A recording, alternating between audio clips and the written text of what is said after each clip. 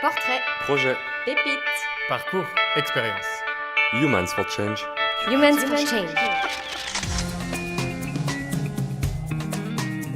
Je m'appelle Stéphane, j'ai 46 ans et il y a encore 6 mois, j'étais directeur de maison de retraite. Cet engagement professionnel me vient quant à un regard d'indignation par rapport à ce que la société pense des personnes âgées.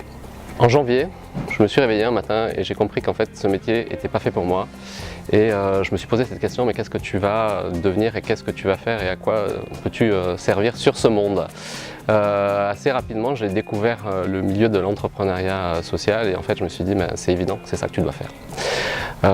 Donc aujourd'hui, au-delà des problématiques des personnes âgées et de leur isolement social et de la discrimination liée à l'âge, donc l'agisme, je vais un cran plus loin puisque je souhaite aborder aujourd'hui la discrimination qui est l'homophobie.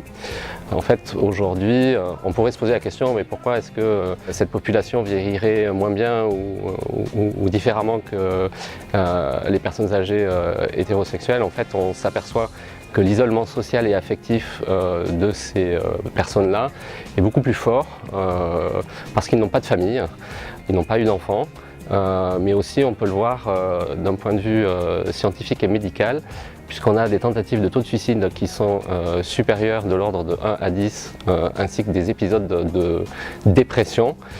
Ce qui fait qu'aujourd'hui, on se dit que malgré le mariage pour tous, on s'entend souvent dire vous avez eu ce droit-là, mais en fait il n'en est rien, puisque les discriminations continuent à s'exercer. Et on a un acte homophobe tous les 3 jours, ce qui est l'équivalent du nombre de femmes violemment battues en France. Et ça, moi, ça me révolte. Et donc j'ai envie de contribuer à ce que le bien vieillir soit gai, dans le respect, dans la dignité, et sans avoir besoin de rentrer dans le placard. Alors mon projet très concrètement, c'est de proposer 2 services qui vont répondre à l'isolement social de cette communauté. La façon permanente pour répondre à ce projet-là étant de proposer un habitat collectif partagé de type hétéro-friendly, c'est-à-dire qui ne va pas être fermé sur lui-même et ouvert sur le quartier. Le deuxième, qui va être de répondre de façon plus ponctuelle à cette problématique et de faire venir l'ensemble des partenaires qui ont déjà pignon sur rue et qui travaillent cette problématique d'isolement social au niveau des personnes âgées hétéros pour que mon public de bénéficiaires puisse trouver un environnement sécurisant sans peur d'être discriminé quant à leur orientation sexuelle et donc de bien vieillir comme tout un chacun et donc la population hétéro.